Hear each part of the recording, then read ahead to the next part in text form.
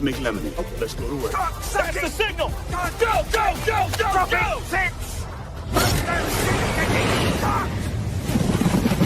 It's beautiful!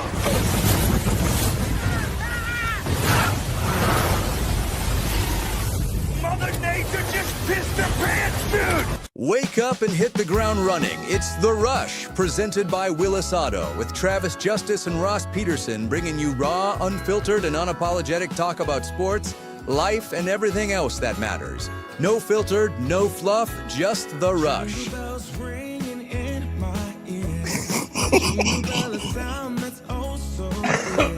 Good morning, everybody. Merry Christmas. Happy Christmas Eve. If you're listening on the audio stream at therushradio.com, the Rush Radio Android app, or the TuneIn app, thank you so much. Watching on YouTube, celebrate with us. And remember that Willis Automotive is proud to power the Rush Radio Show. Whether you're searching for a new, pre-owned, or certified car, Willis is driven to serve. Visit willisauto.com and discover a better car buying experience. What beats a car for Christmas? Nothing. Go to Willis today. Willis Automotive, where your next great drive begins. I got Christmas music all day today, man. Royalty-free Christmas music, we noticed. Royalty-free Christmas music is what it is.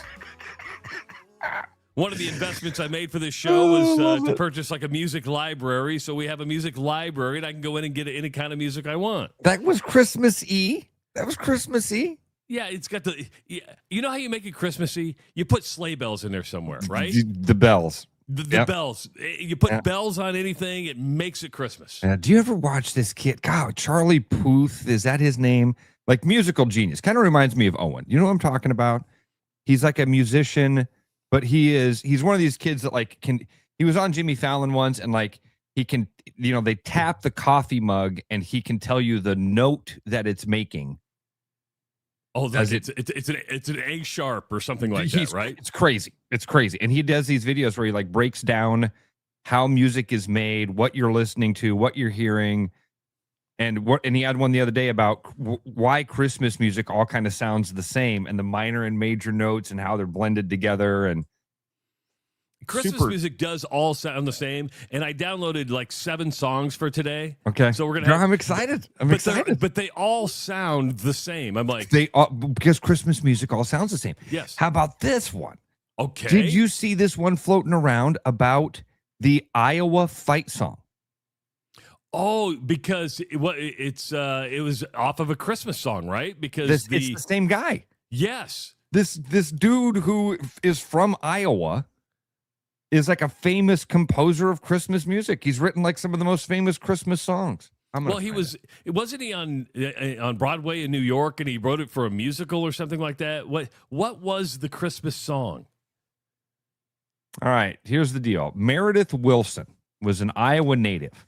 Meredith Wilson. Mayor Meredith Wilson. Meredith Wilson. Good.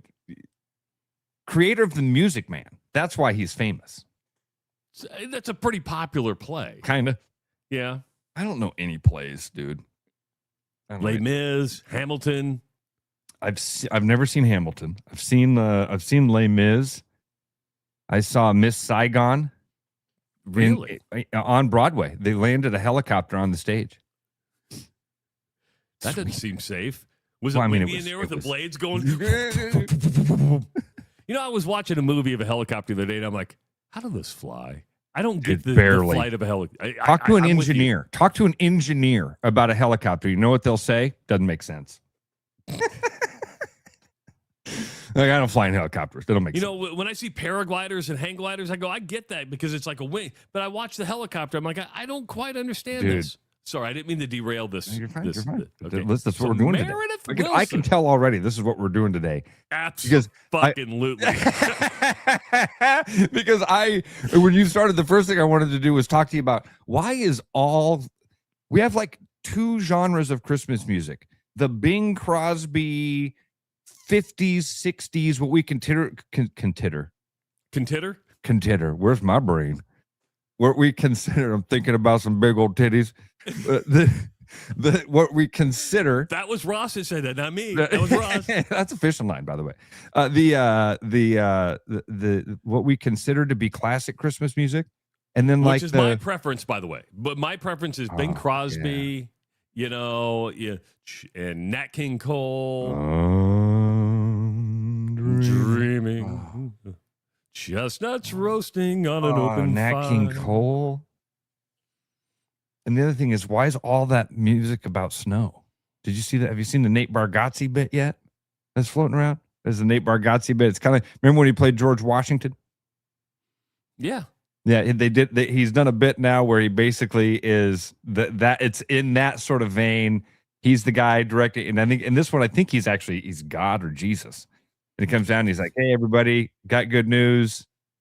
Christmas is going to be a big deal." And they're like, "Oh, terrific!" And they're like, "There's going to be songs." He's like, "There's going to be songs about everybody. It can be songs about you. There are a lot of songs about snow. A lot of songs about snow. Going to have a very Scandinavian vibe." Joseph is there, and Joseph's like, "What about me, God? Are there songs about me?" And he goes, "There are a lot of songs." That's kind of like what's your sign, right? That's it. His new thing is going to be kind of like Bill Engvall and what's your sign. I don't think it'll be that much of a crutch like those guys made it for them. Not crutch, by the way, but yeah, but identity. Becomes, but yeah. All right. So Meredith Willson, creator of The Music Man. And then he also wrote several Christmas songs like "It's Beginning to Look a Lot Like Christmas." It's beginning to look a lot like Christmas. We're gonna fight for Iowa.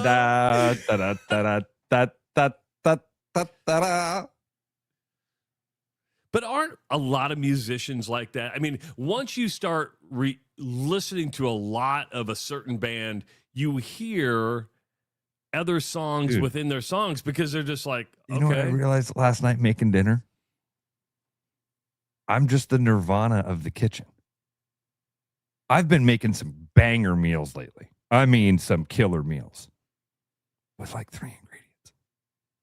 That's all you really need. You give me a lemon, garlic, and butter, and I can surprise you. How do you play them? How do you play them? Sometimes you do. Yeah, exactly. I need a little more lemon. I need a little more garlic. I need a little more butter. Give me some butter. Give me that fat. That fat's going to taste really good. Just saying. Yeah. So the Iowa fight song now is "It's Beginning to Look a Lot Like Christmas." Does that make you like the Iowa fight song even more, or does it ruin the Iowa fight song for you? It doesn't have any impact at all and shouldn't have any impact. I mean, it's not like you should it's not like you should make a determination based on it. Meredith Willson is just like I saw somebody mention Ed Sheeran in the comments. And they said that Ed Sheeran basically had to do the same thing that John Fogerty once had to do. John Fogerty was once sued for copywriting himself. You know that story, right, Trav? No. So John Fogerty writes all the songs for Creedence Clearwater Revival, and they sell all of those music rights, right? Fogerty then goes on to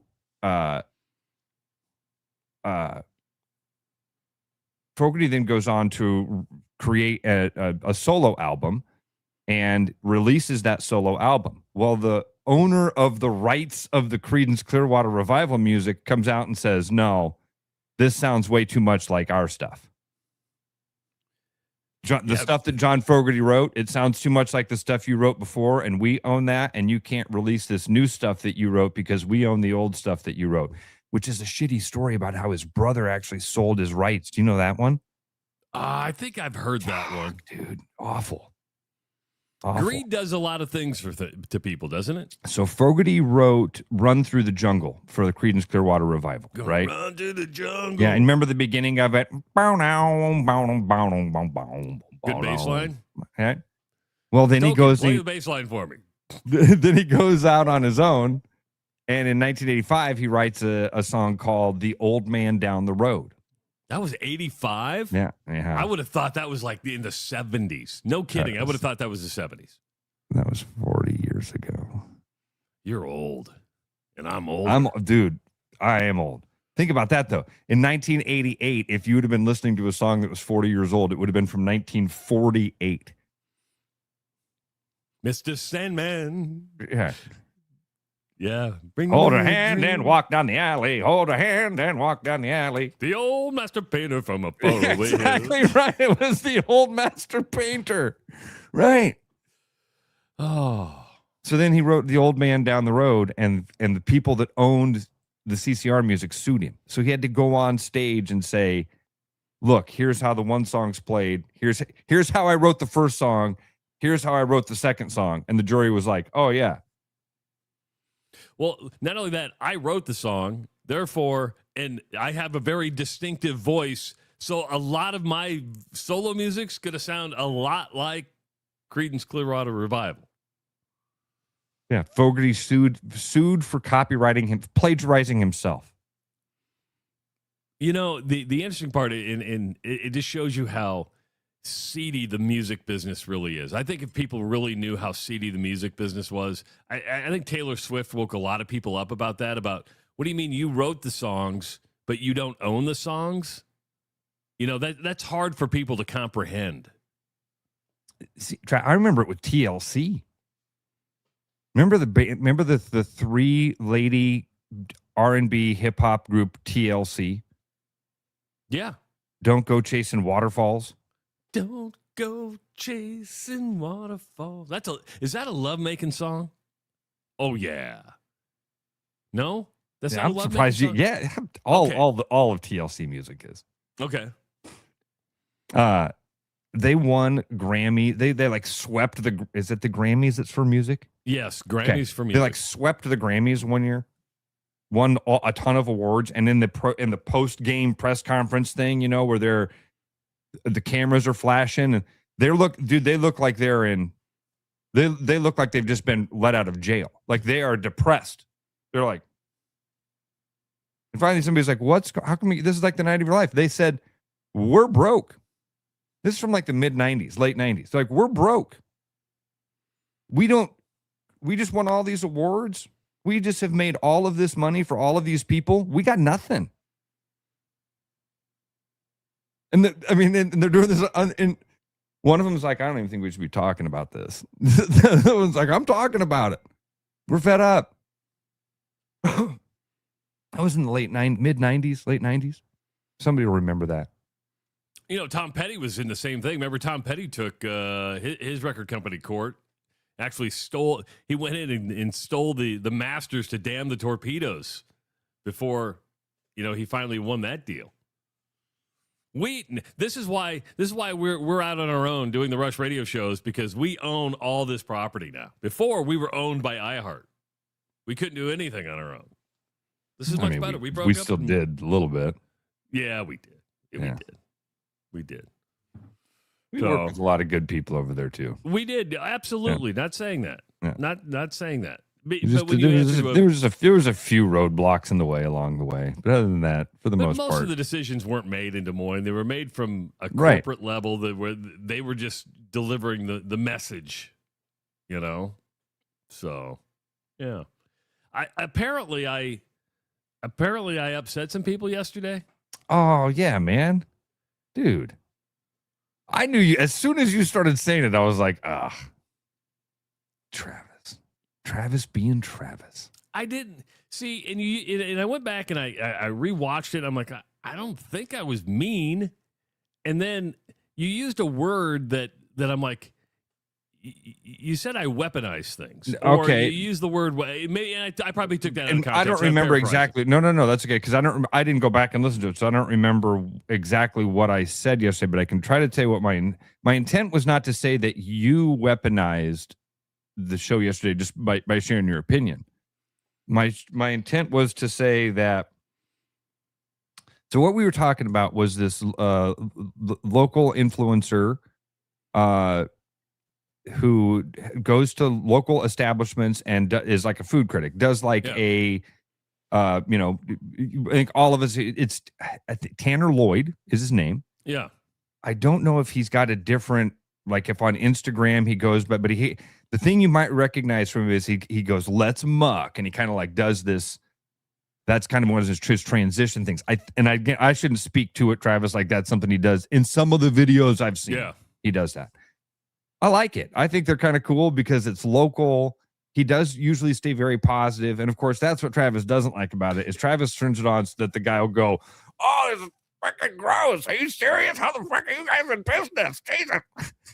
And that's not Tanner. He's a very positive guy. And that's not what I'm looking for. And I guess my whole point is, you know, it's not that I'm not being positive, and I need to clarify. And I'm not patting myself on the back. I'm going to ask you for validation. And okay. Have you ever known me in the 15 years to purposely or maliciously go after anybody? I have an agenda here. Have an agenda? No. There've been times I've been like, and I've called you on it. Where I said like, hey, why are you saying this about this guy? And you'll be like, oh, I don't know. I was in a mood. But with an agenda and something like that, and like an axe to grind, Sally Hatfield Club. Yeah, but that was for performance, right? I mean, at the end of the day, you're watching somebody who's running an athletic department and blowing it considerably every time she hired a basketball coach.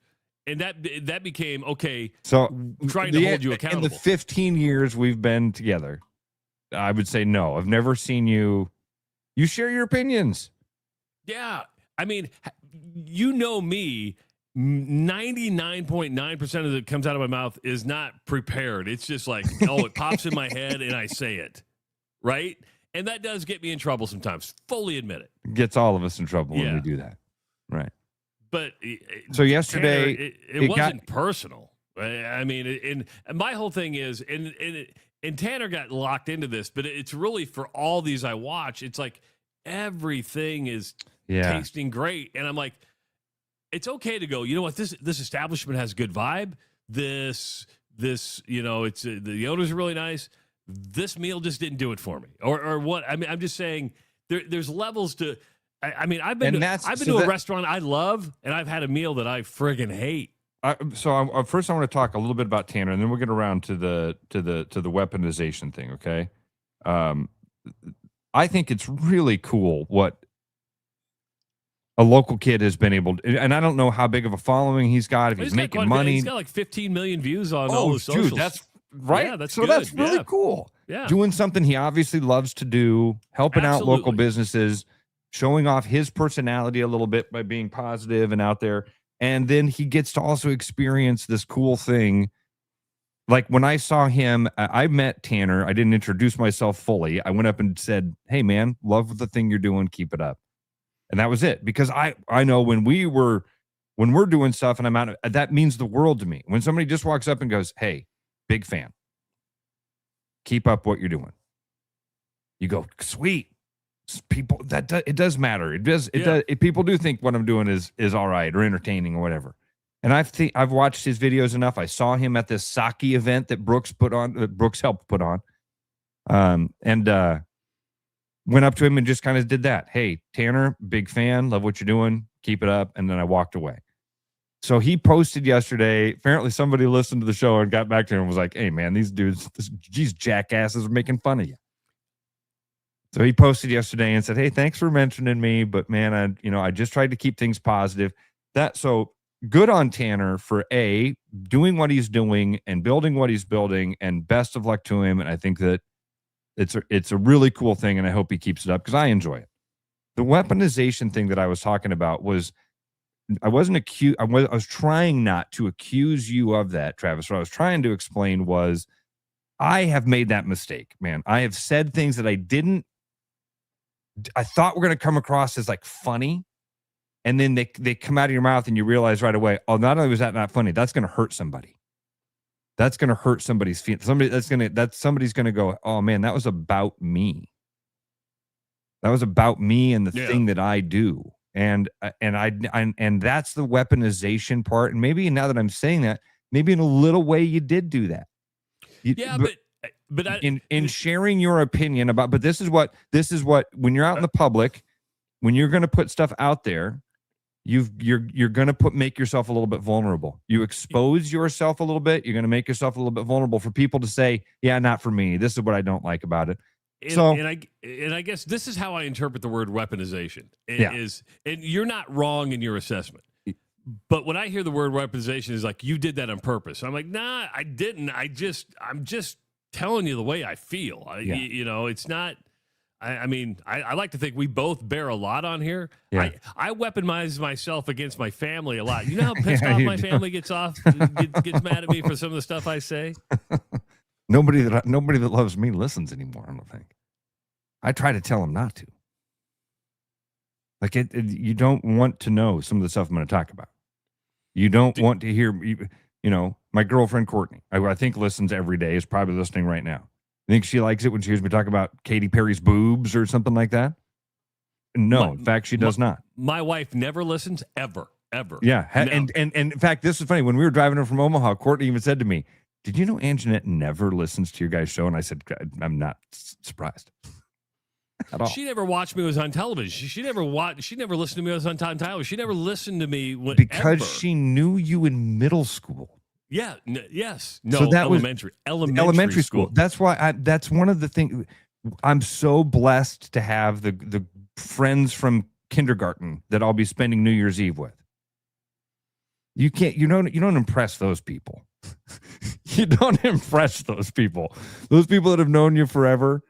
You're just the same jackass that you were in third grade that blew a snot rocket.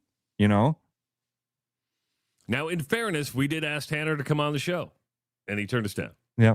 And I will say, even some other people did reach out to him and say, hey, you should hop on the show with these guys. They're not the jackasses you think that they are, or they come across to be.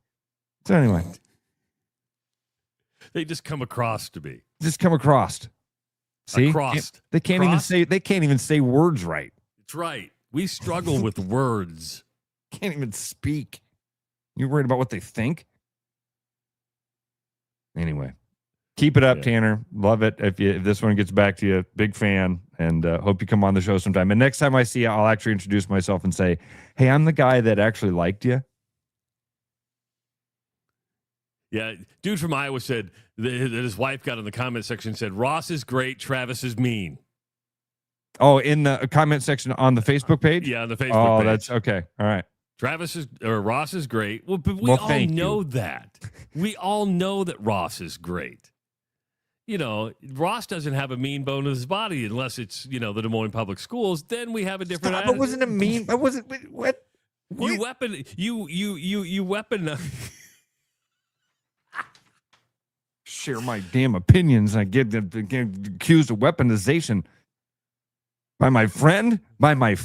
I get accused. Oh wait, I just did that. Coach Ursom says you guys are totally jackasses that I think you are, and I love it. Just saying. But Ross is the nice guy. I'm a nice guy if you get to know me. Because Ross, your first impression of me. Jackass. Hated you. Hated me. Right. And I like people. Yeah. My first impression of... thing. I usually have to talk Ross off the ledge. We'll meet somebody. He's a great guy. I'm like, Ross, not a great guy. Not a good person. 3 months later, you were right. First time I met Ross, I'm sitting in the KXNO studio with Rick Silvestrini, and Ross is like, shit. Who is this guy? Holy. That's one of my. That's such a fun story. Silvestrini and I had, because I wasn't supposed to be a part of the KXNO plan at all. I was over on WHO, and I thought that was going to be my life. And then a guy by the name of Jim Brown, who was did traffic. He had an unbelievable voice. Do you remember Jim Brown? Oh yeah, absolutely, good dude. And then Jim broke his leg the week that they were starting the tryouts. He broke his leg, in 3 places. It was horrible. And so they needed somebody to go in and produce with Silvestrini to host. So I just went in to go hit the buttons, and I wasn't going to Cakes. No, I didn't have any interest in it. And the tryouts were fun. I got to meet all of the people that came in and tried out. I think I produced every one of them. Silvestrini hosted all of them. The very last one is Travis. And I Travis wasn't even comes supposed to do it. The person who was supposed to do that Friday backed out. And because I knew Murph and Andy, they're like, hey, we had somebody back out. Can you run up here and do the show real quick? Oh, and dude. I had no idea who you were. I don't remember what that plan was. Again, I was just showing up. Yeah. And Travis walks in, and Rick Silvestrini, if you think I'm a nice guy, Rick Silvestrini is an 11 to my 9. The guy, Rick Silvestrini, it oozes out of him. Super nice guy. I don't think he thinks bad things about people, right? Let alone say them. And Travis comes in, he's the last guy, and the very first thing he does when we fire up the program is Rick is like, hey, everybody, welcome. It's the last day. And Travis like interrupts him. Travis like, Rick, hey, stop. If I'm going to be here today, I'm just going to host the show, and I'm just going to do it my way, and I appreciate you being here. I don't think it was quite like that. You've been here for it was about like this. You've been here for all of these auditions, right? Yeah. And he goes, and this guy behind me, who's me, he's like, you've been here for all these auditions also? Yeah. And he goes, all right, I don't care who you guys think is the best. I don't care. Who did the worst? Who was the worst of all of the people that you guys met? All of them are listening. All of them are friends now.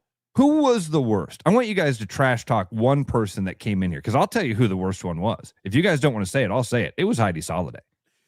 She was awful. She came in and talked about high school cross country, and I'm like, and Heidi Soliday is like a hero to me. I worked for Travis. I worked for Heidi. He's here because me. of, and I'm like, this dude is crazy. What? Out of the gate? We're going to just trash talk somebody locally. And then he wants each of us to pick somebody different. So that way we've got 3 different people or groups of people. Have I changed in 15 years? If Silvestrini and I could have had a parachute and a ripcord and an exit button, we'd have hit it. We should get Silvestrini on here. I wonder if he remembers it. I remember if he even remembers it. Oh, that's classic. He has to remember that time. Because I remember doing that and thinking, man, Rick would be a good guy to do this. Yeah. And they had to have gone to him at some point and said, dude, can we just have you step in the role and do this on a daily basis? Anyway, that was wild times, dude.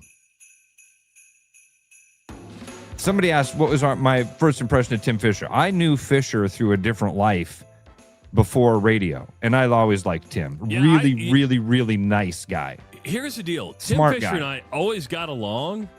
We were just not a good radio mix. Yeah. It was one of those things where we saw the medium completely different. I remember, I know Ross and I saw the medium completely different. And I had to go to Ross and say, hop on for the ride, man. Just trust me, hop on for the ride. Yep. And you took a leap of faith with me, and I appreciate that. Hey, don't forget, today is Christmas Eve, but there's still maybe some time to get some last-minute shopping in. Go visit Fiscus Jewelers. Give the sparkle that lasts a lifetime. Latest designs, timeless favorites, something for everyone. Already have a Fiscus Diamond? Well, you got a 100% trade-up program. Trade up and shine a little brighter this year. Fiscus Jewelers, your jeweler for life. It is the Rush Radio Show, powered by Willis Automotive. The Rush Radio is now on the free TuneIn app, allowing you to enjoy the show on Apple products and Android Auto. Download the free TuneIn app and search The Rush Radio to take Travis and Ross wherever you go. Bad gift giving. It happens to the best of us. Thanks, I think. But what if I told you there's a better way? Toss the silly socks and ditch the mediocre mugs, because the Iowa Lottery's gift that keeps on winning is here to save the holidays. Give your loved ones holiday scratch tickets with a chance to win instantly or unwrap your share of $1 million. Say no to boring presents with the Iowa Lottery this holiday season. Woohoo! Enter and see rules at ialottery.com/VIP. 'Tis the season to share great taste. Grab a refreshing Coca-Cola and make every moment a celebration. Locally made, nationally loved, Coca-Cola is the real deal when it comes to holiday cheer. Whether you're kicking back after the game or hosting the crew, nothing hits like that crisp, fizzy taste. Make this season yours. Grab an ice-cold Coca-Cola today. With over 260 beers on tap, El Bait Shop isn't just another craft beer bar. It's the best. Beer lovers know El Bait Shop, 200 Southwest 2nd, Des Moines.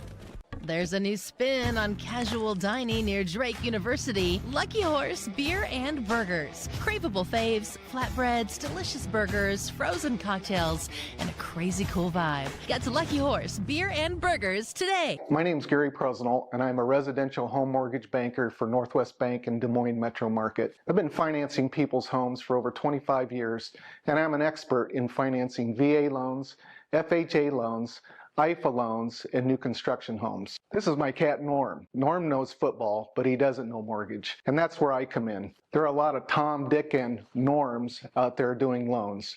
So don't just trust anyone with your home loan. I'm your local, trusted, experienced expert. Loans. Call Gary at 515-975-6767 or find his profile at nw.bank. Member FDIC, Equal Housing Lender. With the holiday season approaching quickly and winter weather on the way, now is a great time to get your car serviced at Lexus. Hi, I'm Josh Romick, Service Manager at Willis Lexus. I want you to take advantage of our winter service event, which is $100 off a set of 4 tires, $65 off of batteries, $25 off of brake pads, $10 off of wiper blades, and if you buy them all together, it's an additional $50 off. Give us a call to schedule or visit us online at willislexus.com. Thank you for watching and happy holidays. Hey, it's Noel from Fiscus Jewelers. This holiday season, give the gift of sparkle that lasts a lifetime. From our latest designs to timeless favorites, there's something for everyone on your list. Already have a Fiscus diamond? Bring it in and trade up with our 100% trade up program. It's the perfect way to shine a little brighter this year. And if you're dreaming up something custom, get your design started by December 1st for Christmas delivery. Let's make this season magical together. Fiscus Jewelers, your jeweler for life. Looking for the perfect golf escape? Experience links-style golf right here in Ames at Coldwater Golf Links. With rolling fairways, large greens, and unique routing, it's golf the way it's meant to be played. Whether you're a seasoned pro or just starting out, you'll love our course's welcoming atmosphere and friendly staff.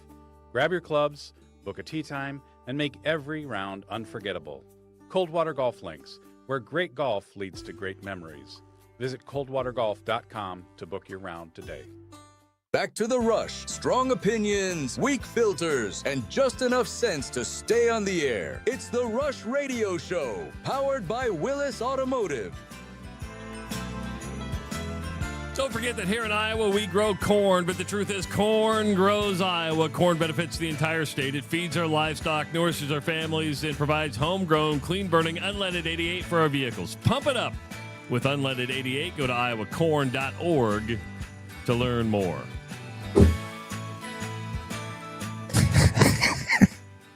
Better than that Wings atrocity of a Christmas song. Simply having a wonderful Christmas time. I like that song, actually. I don't like that song at all. I know. You don't like Wings, period. Just, I get that. You weren't a big fan of Band on the Run.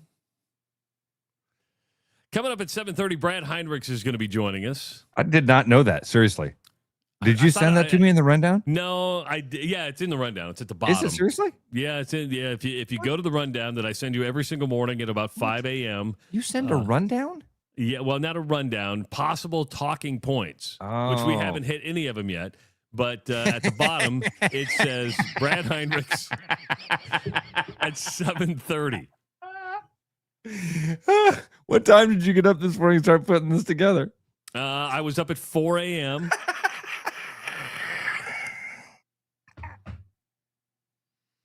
All the work that I put into this thing, try to give some guidance that I never even follow my own guidance. Ross doesn't even take the time to go all the way through it.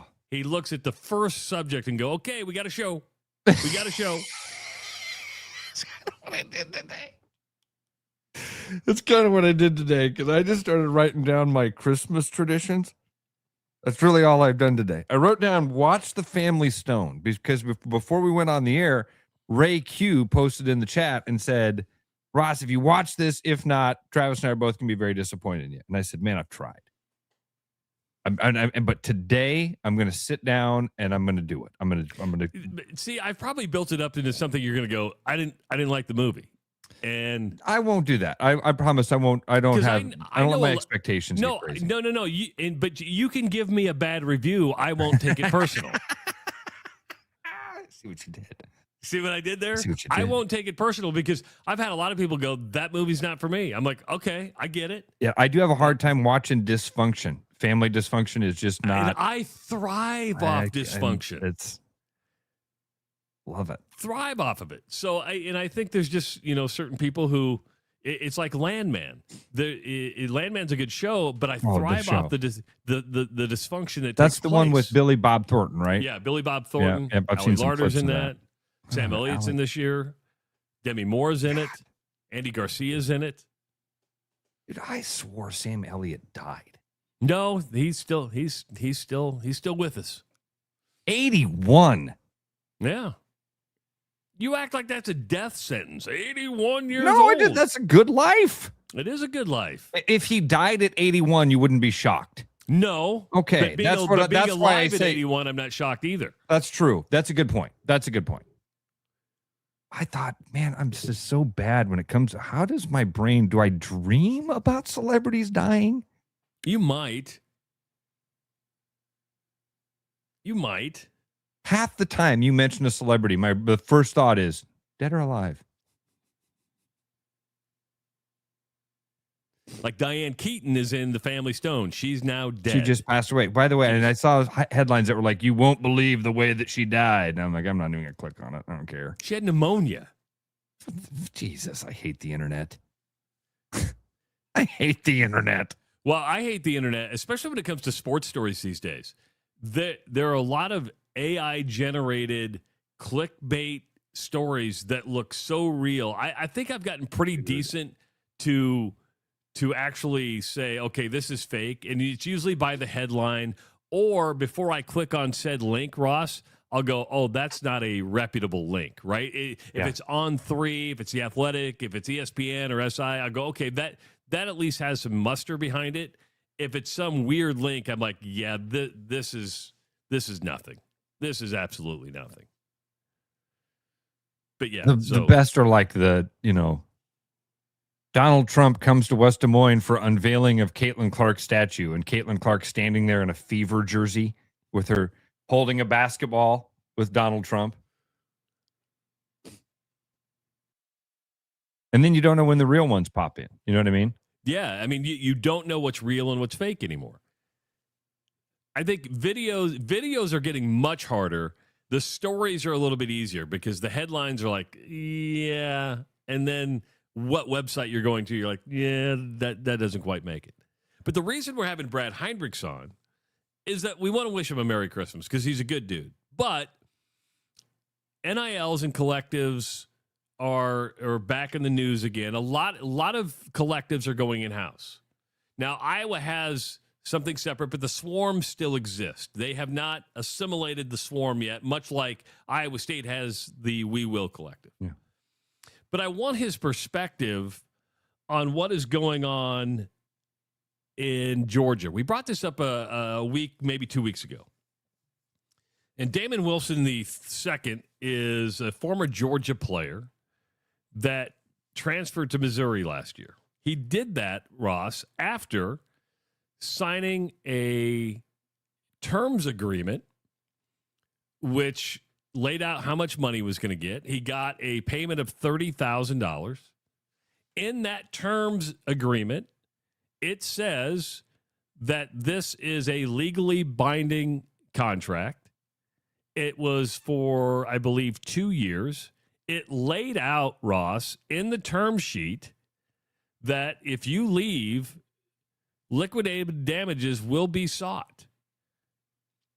And now Wilson has countersued Georgia and the former directors of the NIL collective, saying they're trying to weaponize the liquidated damage clause. And this is why this is a hard life lesson. Contracts are contracts, man. There's a reason I never signed a contract at iHeart for a number of reasons. A, I didn't like the language. And 2, I literally worked for iHeart 2 hours a day. I wasn't going to sacrifice my social media presence, my own personal brand for somebody that I only did 2 hours a day for. Because I knew if I signed that contract, there would be consequences that if I ever wanted to leave. I always said, I'm only doing this because I have fun. As soon as I stop having fun, I'm going to leave. On November 24th, 2024, I stopped having fun. And therefore, Ross and I put a plan together to where we could have fun again. But Ross, you're all for players getting paid. I'm all for players getting paid. But I'm also okay with, if you're going to make an investment in somebody and you have a term sheet and the term sheet says this is legally binding, you put your name on it. And he's saying, hey, and we've talked about this because he's saying that the collective at Georgia sabotaged his ability to transfer because they would go to schools and say, hey, that's fine. You owe us liquidated damages. You're going to buy him out. You're going to buy said contract out. Remember when, I think it was Mickey Joseph, his Grambling, who said, hey, I don't care if you take my players. You pay me for my players. Yeah. That's what we're talking about here. And we said at the time, actually, that's a really good idea. And that should probably be in part of the language of this contract. Buyouts just like the coaches have. Yes. Man, Travis, we're dealing with such a large sample size so quickly. We're dealing with so many people who fuck things up, man. We get things wrong. We make mistakes. We make decisions. We change our mind. And so now there's going to be bad actors. That's the thing with the sample size and how many people we're dealing with right away. And again, still trying to figure this thing out. We don't even know what it looks like, or what the language should be, or are they still student athletes? Are they employees now? Is there any connection to the schools? Like, it's wild. It's the Wild West. But would you agree that if you sign a sheet and it says this is legally binding, it's a 2-year deal, there are liquidated damages here, you understand the consequences. If you don't, your agent's an idiot. Yes, exactly right. Exactly right. That's why it's in court. And you can say you're trying to weaponize the liquidated damage. There's a reason there's liquidated damages. It's a contract. Trying to weaponize, do you mean enforce? Do you mean enforce the language of the contract? Again, we know 1% of this deal. That's true. More will come out. And they'll go through court, and there will be all sorts of interesting things that will come out, and it'll set a precedent. That, this is one of the things that we did talk. You and I both have said. First of all, we've tried to be. This is going to take a long time to get through the mud. It's going to take a long time to figure out what this should look like. It's going to. You and I both thought that the best thing to do is take it in house and make these guys employees. Then there comes terms of contracts, which it should look a lot like what the coaches deal with. It really should. It should look a lot like that. You have this contract. This is the buyout if you decide to leave early. If Georgia wants you, they don't pay you and your agent. They reimburse us for our time and our money that we've invested in you to get you onto that platform, because they didn't give a shit about you a year ago. And I think that's the way this should work. Now, it's almost like, remember when you signed the letter of intent? That was your scholarship for the 4 years. Now, your letter of intent is the contract you signed. I'm going to use Dylan Raiola as an example. Dylan Raiola, people are mad. Dylan Raiola had a 2-year contract with his NIL collective. Had a 2-year contract. Once the 2 years was up, he was up to free and leave. And people are like, oh, you're not loyal. No, his contract was up. He could have stayed, signed another deal. 2 years ago, he signed a 2-year deal. He fulfilled the obligation of his contract, right? Contracts, now you're like, okay, do I go somewhere else? Do I come back, renegotiate? Do whatever you want. But he fulfilled the obligation of his contract. To me, it's not that you're signing a letter of intent for a scholarship. It's, hey, I'm signing a contract, and it's a 2-year deal. It's a 3-year deal. It's a 4-year deal. Yeah. But once you do that, that's what you're on the hook for. Dude, local businesses used to do this. I remember my buddy Nick dated a girl that was she was a Puerto Rican girl from Florida. And she was going to Drake, but she was getting like Wells Fargo or one of the insurance companies in town they had recruited her from high school and basically said, come to Drake and we'll pay for Drake. And then you promise us the first 5 years of your professional career. This was in the late 90s, early 2000s. 20 years ago, this was happening. We're a company, i.e. an athletic program. But don't you think that's fair? If we pay for your college education, this is what we want in return. This is what the contract is. Yes. Yeah, it's and to me, why wouldn't the same apply to an athlete? We want you to. We are the business, meaning the Iowa Athletic Department or the Iowa football team is the business. We're the entity. You are the employee. You are the sought after widget. Here is what we are willing to offer you as our contract. Come here. We'll educate you. You'll make us some money. You'll make some money. And you stick around for 4 years, and at the end of that, we shake hands and you go away. Or 2 years, and then we can reevaluate, or 1 year. Yeah, that's how it should be. I want to have empathy for players, but I also know that how the real world works. Yeah. And that is, if you want to break something. Dude, this is why, again, back to that large sample size thing. We're going to have bad actors. You don't have to pick a side and say the players are always right or the universities are always right or the NCAA is always right. Don't do that. It very well could be that this kid violated the terms of a contract and he should have to pay. There should be some sort of punishment for it. It very well could be that Georgia manipulated it and kept him from being able to do what he wanted to do. And all of those things are possible. But you and I talked about that when Mickey Joseph mentioned it. Like, hey, if you want to buy somebody out of their contract, buy them out. Sounds great. That's part of what you have to do. That's the only way you're going to get stability in this process. The only way you're going to, cut down on the transfer portal and get commitments out of players, say, hey, we want to sign you to a 2-year deal. We want to sign you to a 4-year deal. And you have to make the decision, okay, is that the commitment I want to make? And if I do break it, what are the legal and monetary ramifications that go along with that? You're a professional athlete now. If you're getting paid $1 million, you're a professional athlete. And you should be getting good advice from your agent. If you don't have an agent, that's on you, but you better know how to negotiate a good deal.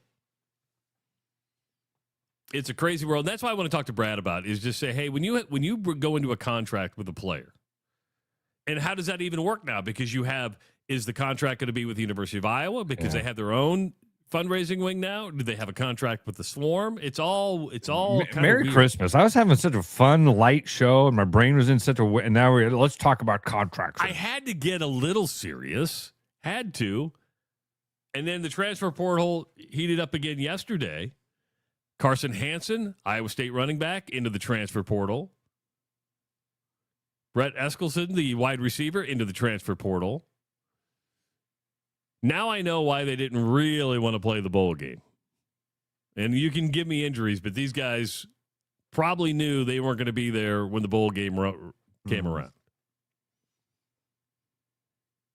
But this should not be unexpected. And by the way, I do believe language in an NIL contract, if the coach leaves, the contract's null and void. Because you have to provide this out Yes.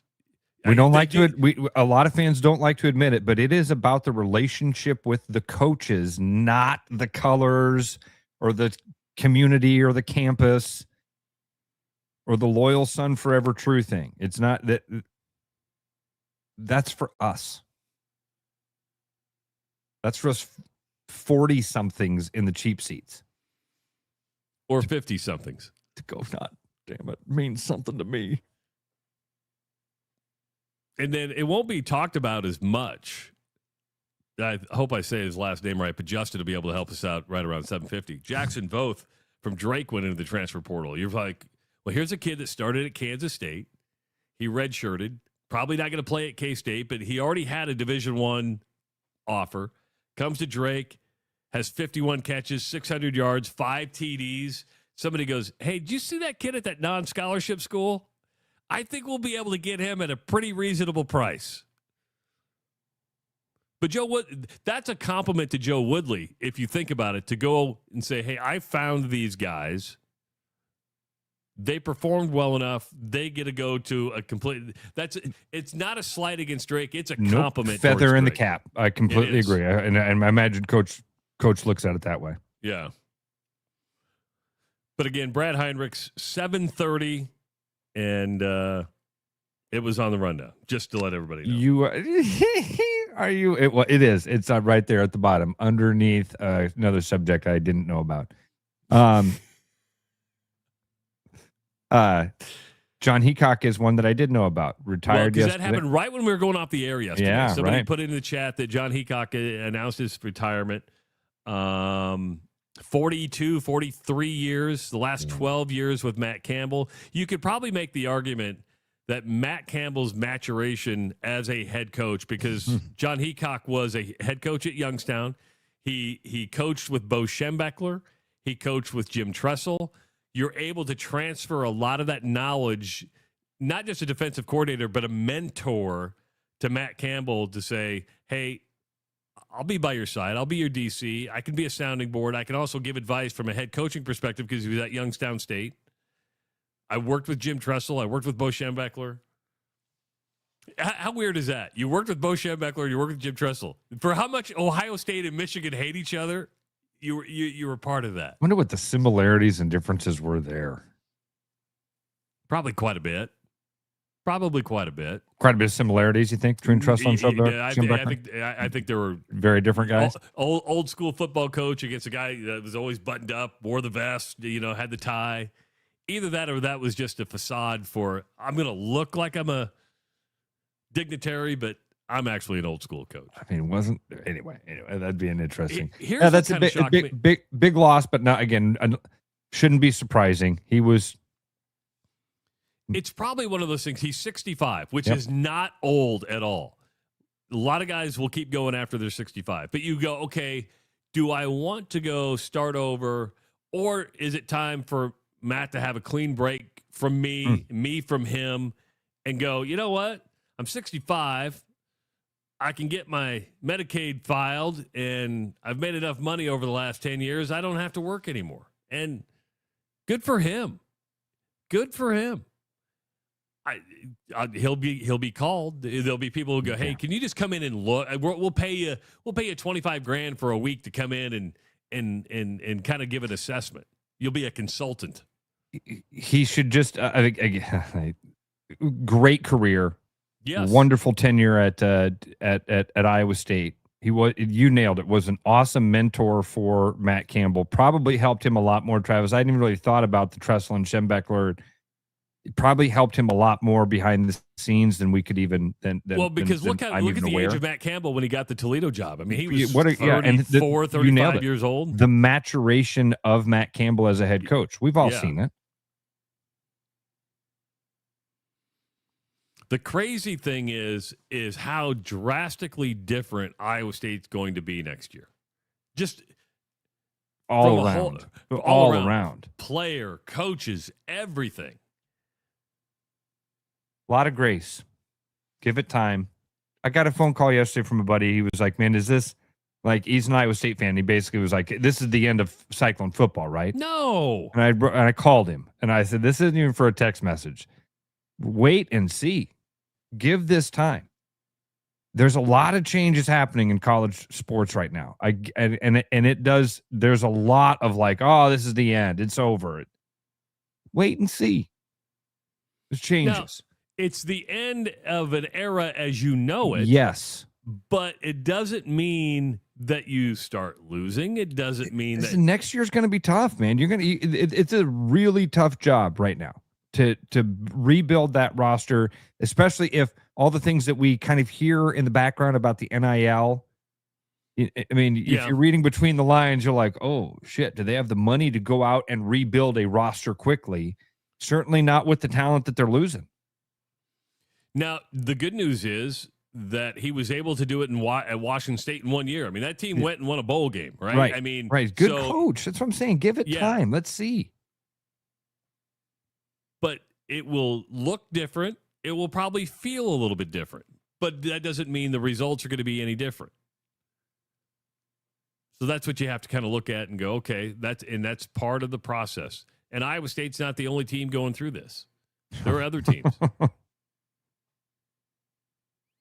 So, yeah. Y'all done with your shopping, by the way? I think so, man. There was one more thing I wanted to get. Audrey wanted to get my dad one more thing. And we went out last night. Oh, you're going to be so mad at me. If you got a freaking goldfish, I'm going to punch you in the face. I didn't buy a goldfish, dude. I just bought the aquarium. Oh, my God. You save it because... Guys, there's a valuable lesson to be learned here. And I'm gonna set up the story. I'm gonna let Ross tell the story, but I'm gonna set up the story of somebody who does not listen. Ross is one of these friends, and I'm gonna explain. Everybody told me not to do it. Everybody. Yeah, Courtney, everybody in my life said, don't. And I was the don't first do call. what you're thinking about doing. Hold on to that. You just hold on to it, jackass. It's the Rush Radio Show powered by Willis Automotive. The Rush Radio is now on the free TuneIn app, allowing you to enjoy the show on Apple products and Android Auto. Download the free TuneIn app and search The Rush Radio to take Travis and Ross wherever you go. Bad gift giving. It happens to the best of us. Thanks, I think. But what if I told you there's a better way? Toss the silly socks and ditch the mediocre mugs, because the Iowa Lottery's gift that keeps on winning is here to save the holidays. Give your loved ones holiday scratch tickets with a chance to win instantly or unwrap your share of $1 million. Say no to boring presents with the Iowa Lottery this holiday season. Woohoo! Enter and see rules at ialottery.com/VIP. Your house wasn't built for bats, birds, or raccoons, but try telling them that. At Bats and Bugs Pest Solutions, we've been helping Iowans take back their homes for over 20 years. We use cost-effective, eco-friendly methods to solve wildlife and pest problems the right way. Whether it's bats in your attic, birds in the vent, raccoons in your chimney, or moles in your yard, we have long-term solutions. Call Bats and Bugs Pest Solutions today at 515-218-3400, and let's make sure your home doesn't become their home. There's more Iowa in the Iowa Tap Room than you may realize. Housed in a building nearly as old as Iowa itself, the Iowa Tap Room greets you with a harvest of 120 Iowa craft beers on tap from all corners of the state. And the food doesn't get much more Iowa than this. The Iowa Tap Room, all Iowa beer, one amazing place.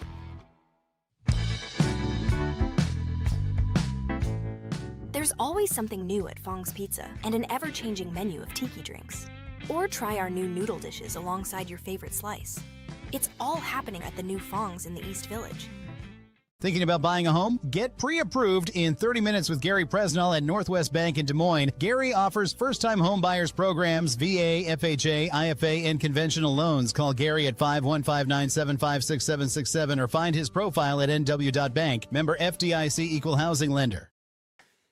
Start spreading the news, 'cause it's time to buy booze, and there's only one place to be. Hey! You can see all your friends, the good times never end, unless you're just loitering. It's Central City, we can make your dreams come true. No guarantee your dreams will come true. Central City, all this booze is waiting for you. Look at all this booze.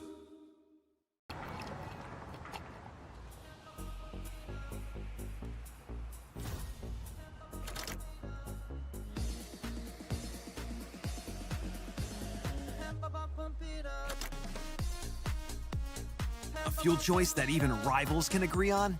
Now that's worth the hype. Cheaper, cleaner, and homegrown. Pump it up with unleaded 88.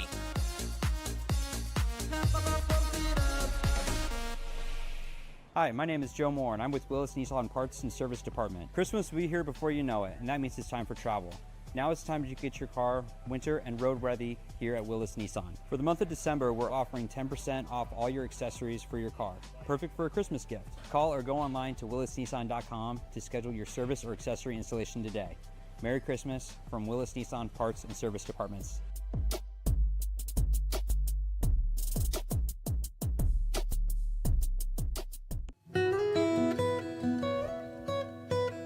For the holidays, bring real taste to the table with Gold Peak Real Brewed Tea. Made with real tea leaves and real cane sugar, Gold Peak delivers a golden, brewed for taste flavor that makes every moment more meaningful. Whether you're gathering with family or friends, celebrate the moments that matter the most, because real connections deserve real refreshment. For your upcoming holiday celebrations, choose Gold Peak Tea and bring real taste to the table.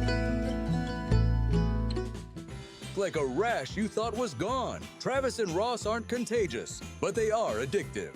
It's the Rush Radio Show, powered by Willis Automotive. Rush listeners, are you ready to drive something extraordinary at Willis Automotive in Des Moines? They treat you like family with guest-level service, flexible financing, and that perfect ride just waiting for you. Come to 2121 Northwest 100th Street. Check out their new and pre-owned lineup and experience the Willis difference today. Who doesn't need a brand new car for Christmas? When you need a new car, you go to Willis. Willis Automotive. Proud to power the Rush Radio Show on a daily basis. You know, I'm feeling guilty, Ross. Somebody in the chat earlier was like, gosh, I could count on this show to be here for the holidays. And now I'm feeling like, do I do a show tomorrow? They count on us. Even if it's like 50 people, we got to get them through the day. I might just come in and flip the switch and talk to people for 2 hours and just be by myself. Do you have any Christmas traditions that you do? Are there I usually let the kids open one present before, on Christmas Eve, so they'll open one present today. No, our Christmas tradition, my Christmas tradition has always kind of been around Christmas Eve. So when I was growing up, Christmas Eve was always the big day. We'd have oyster stew and chili. And then, we'd go downstairs, we'd watch Adam 12, and Mom was doing the dishes. And miraculously, Santa Claus showed up sometime between that time of watching Adam 12, Mom doing the dishes as we were downstairs. Yeah. Because when she was done doing dishes, she would come downstairs and we watched the remainder of Adam 12 for like a half hour. And then we maybe Santa Claus came. And he did. And then as we got later on in life, tonight we go to the farm in Persia and we'll celebrate with the family there. And the last couple of years, we've done a Christmas Day dinner or lunch, rather, where we do a prime rib with my mom. Well, my mom passed away this year, so there'll be the first year without my mom. And, I've actually been thinking about my mom a lot lately. And it started in Italy. My mom and the inheritance that I got had helped pay for that trip. I'm going to be full of disclosure. Yeah. As soon as we get off the tram in Florence, my mom was a huge Elvis fan, and we hear a guy on the side on playing the guitar, and it was an Elvis song, and it was like, okay, I know he's probably playing that every single day, but was that a sign that he played it right at that time when we're walking by, and is that Mom saying, "I love that stuff"? Hello, probably just a coincidence, but you know what? It's my coincidence, and I want to think about that. So, Mary's not coming home. We're going to be without Mary, but we're still going to do our Christmas dinner or lunch. We got a prime rib, but we're just so happy. And I got a text from Abigail. They just left Springfield, Missouri. They spent the night there last night. This will be my first Christmas without my mom. But my first Christmas with Sutton. So yeah. that's pretty cool. So we're looking forward to that. But no, I wouldn't say traditions by any means. Like we have to do, besides watching The Family Stone, which we've done that already as a family. Not really. Not really. I watched Christmas Vacation last night. So Audrey and I got that checked off the box. We do, normally there's advent calendars. This year, Courtney was a big part of that because Courtney got me a fishing advent calendar, got Eli a fishing, I got like a tackle box. This little blue thing right here. That's like a tackle box full of advent calendar stuff. Opened the last one this morning. Is it one with alcohol in it? Is it one with candy in it? Fishing. It's all fishing. Oh, it's all fishing. Fishing gear. Yeah, Okay. yeah. Oh, It's look at seriously a this tackle lure. box. I can use this. Yeah. Got you a bobber? I'm not a bobber fisher. Well, until I go to Now the I am. lake. Now, he is. right. Now I am. And then I do a thing every year that I think it's a German tradition. Let me look this up. You're going to make fun of me because every time I mention this, it's new news to you. And then you make fun of me for it because of the way it sounds. Okay. There's a Christmas tradition. It is through German. It's a German-American tradition. We hide the pickle every year. Oh, that's right. Tyler put it in the chat before you even said it. It's like hide the pickle. Tyler knew. We hide the pickle every year. So I have this little glass pickle ornament, and it sits at the top of the tree by the angel right now. And then, because nothing says like the birth of Jesus like a pickle. Like a pickle. I don't know where it comes from or what it is, but then there's like an extra present. Which, now that I'm thinking about it, I haven't purchased yet. So whoever finds the pickle gets the present. Gets the extra present. Okay. That makes sense. And I don't makes know a lot of sense. I don't know what I'm going to do for the extra present this year. You're going to go shopping as soon as you're done with this. Got an idea. Okay. I just had an idea. So I'm not letting you skirt how we ended hour number one. What's that? 515-517-2303. I got to go to the bathroom, dude. Do any of you have friends that constantly, and I mean constantly, call you for advice? And you feel like, you know what? I'm a friend. I'm going to give advice.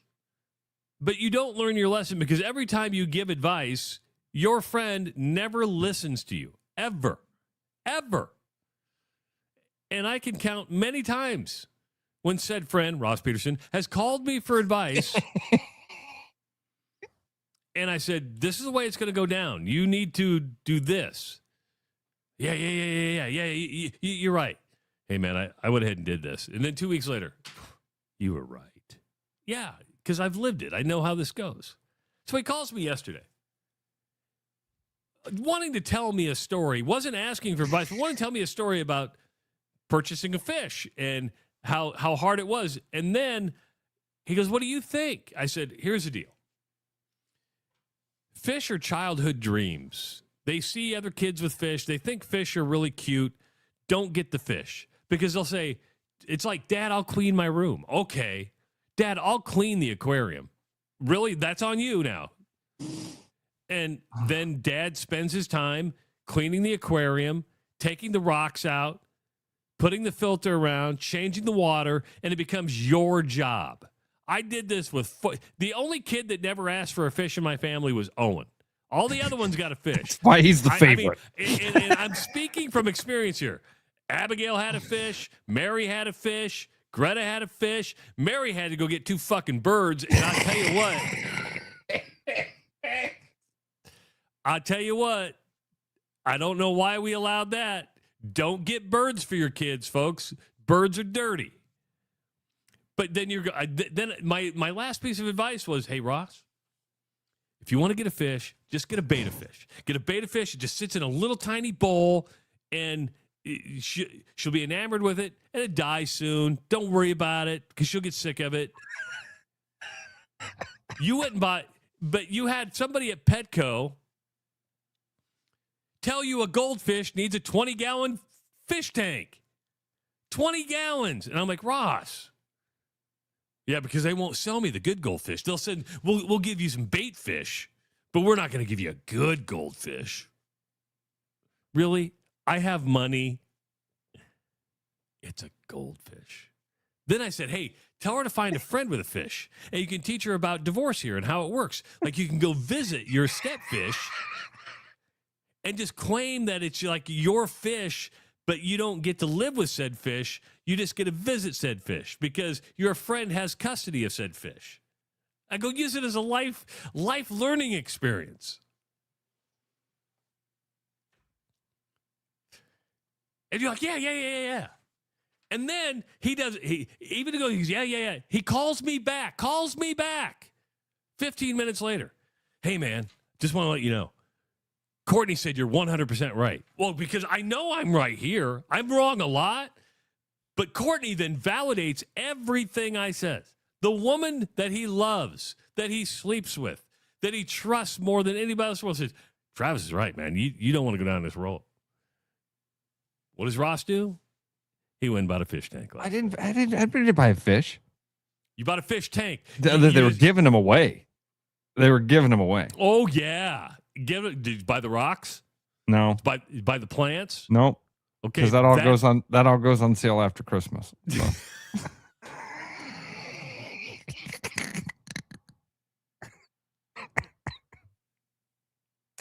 The fish tanks. The fish tanks were 50% off only through today. So I thought, hell, they're giving them away. I can't get them online for this. $80. I can't do it. I'm going to put. Then here's what's going to happen. Did you get a 20-gallon fish tank? Don't worry about what I bought. What'd you buy? What did you buy? I bought what? How many gallons? 20 gallons. Okay, you're going to put one goldfish in here. No, we're not. No, we've already made it. So you're not even listening. You're not even asking questions. You're just judging. Because I'm. In 6 months, you're going to go. I know. It's going to be less than 6 months. I'm going to go, Jesus Christ, you were right. You and Courtney were both right. Courtney, again, proof that she's not listening. I haven't got a text yet that just says, baby. What are you doing? So she doesn't know you bought the fish tank yet? I don't think so. Oh. So what's the plan? So. Multiple fish? You're not you even sold a bill of goods. I didn't get there. I was a firm no until I got the kids. All right. And I told them, hey, here's the deal. I went and checked this out. Not what I thought it was going to be. Way more.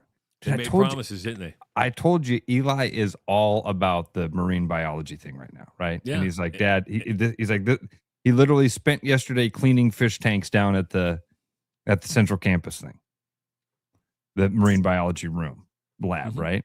Yeah. So he's like, I'm going to do this. I'll teach her how to do this. Mm-hmm. So we went out. I said, we'll go out. I did where I fucked up was I said, let's go look at the puppies. Because I was like, we got to do some shopping. We got to get a few things. We'll just stop out there and we'll look at this and I'll show you guys what we're looking at. It's way more than I thought it was going to be. And then I got out there and I did the math. I'm like, it's actually not as much as I thought it was going to be. Oh, yes, it is. It'll catch up with you. It'll catch up.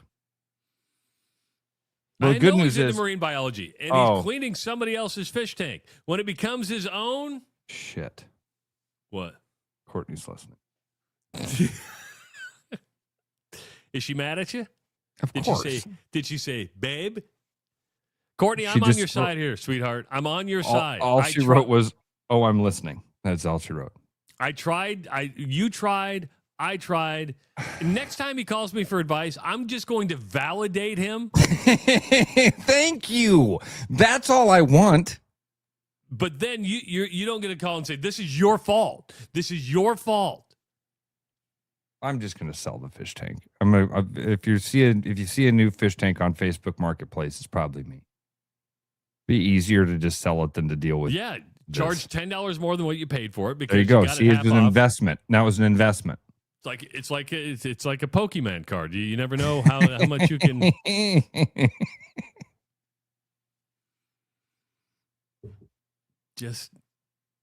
I've just seen the kids enamored with it. I think fish are like adult things. Like I could see my wife. No, I can't even see my wife and I getting fish. But like, we don't. Are we talking to one another? Well, let's just go look at the fish. But then you have to. Noel Fiscus is listening this morning, and Noel just said, "Hey, remind Travis there's a relaxing effect to having a fish tank. It's therapy." Yeah, so's a gummy. So's a gummy. Give the kids a gummy. Oh, I thought he meant for adults.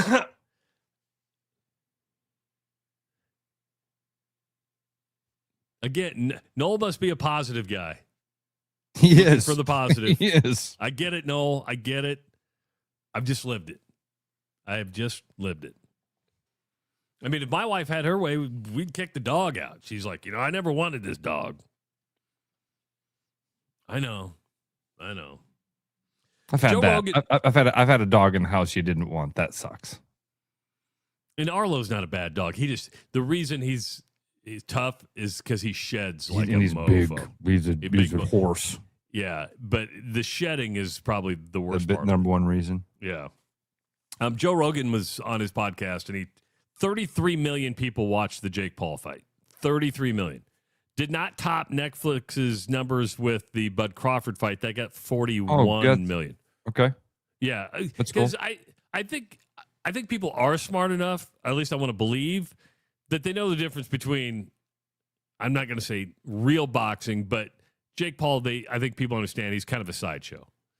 But Rogan said, he broke his jaw in two places. Besides Joe Rogan, there was another guy came out, I think it was a doctor, said, you do not want to fight again. Breaking your jaw in one place is one time is good. You break it in two spots, that's a complete, you take another shot, you could do permanent serious damage. Joe Rogan goes on and says, listen, you need to stop. You broke your jaw in two places. That's like multiple concussions all at once. You're 28 years old. You are going down the road of depression, addiction, because this is what happens when your brain gets all rattled up. A jaw breaking is a serious, serious thing. And go back and watch The Hit, man. It's one of the best landed punches you'll see in boxing. I mean, it was boom. Now, you said on Monday that his career isn't over, but when you start hearing this might change that. This might change that, right?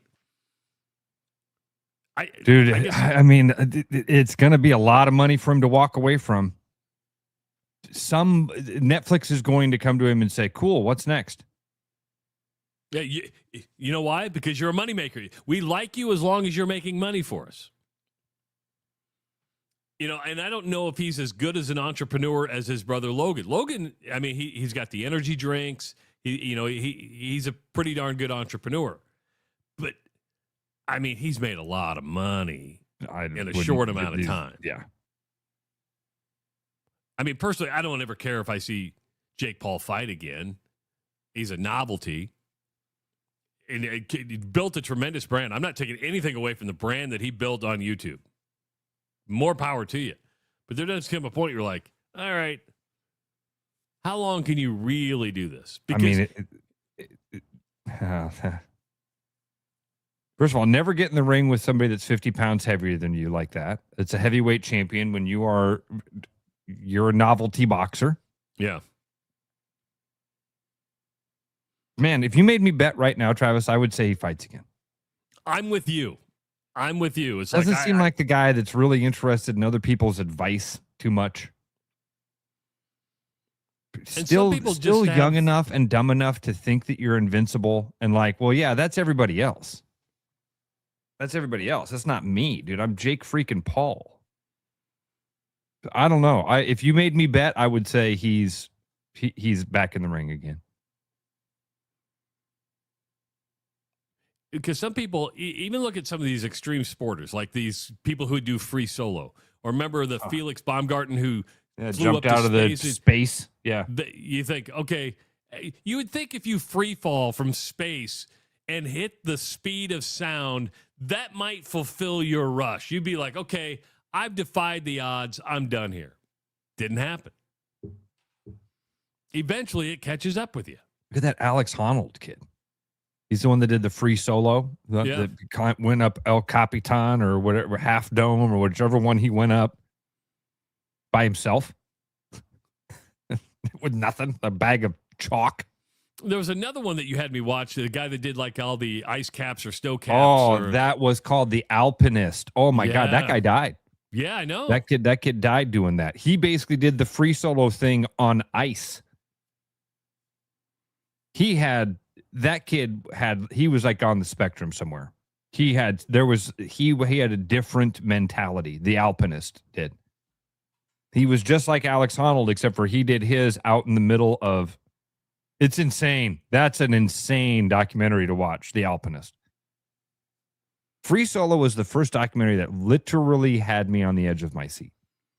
And if we just would have looked, we would have known the outcome because he's going to make it because it's, but it's still, you watch that and it takes your breath away. And then the Alpinist is crazier. 515-517-2303. We do have a fish call. I didn't see this come in. Who's this? Oh, it's Flag. What's up, everybody? Hey, Flagger. What's God, up? I was so afraid it was Courtney. I'm like dreading that call. Ross, I got an idea for the fish.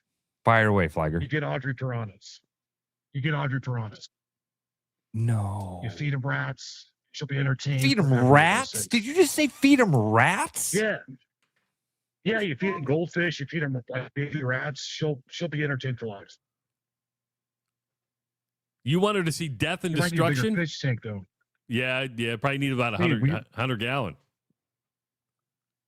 Well, yeah, you do like a 50-gallon. I think I have an old fish tank around, so it'll work for you, actually. Hold on. He has an old fish tank Shut up, that Travis. you probably could have gone to Flag and got for free. Shut up, Travis. Yeah.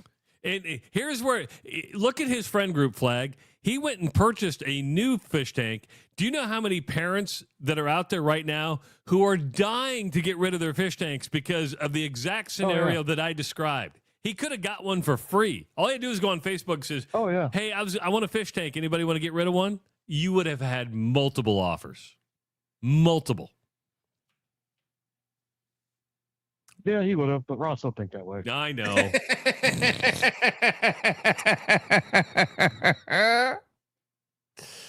So true. Piranhas, I know a guy, bro. Just let me know. Do you have piranhas, Flag? I don't. No, I don't. I don't like fish. But He knows a guy. Ross loves fish. But I know a guy that get piranhas though.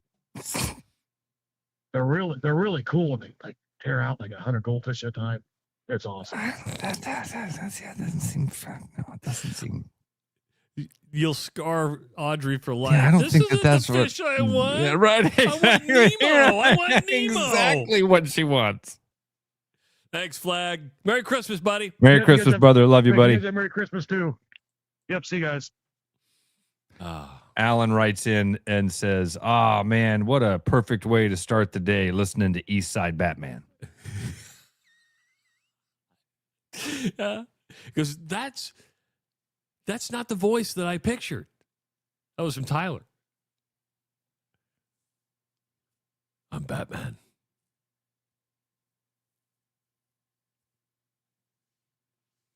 I love that's such a perfect Flag line too. You have piranhas? No, but I know a guy.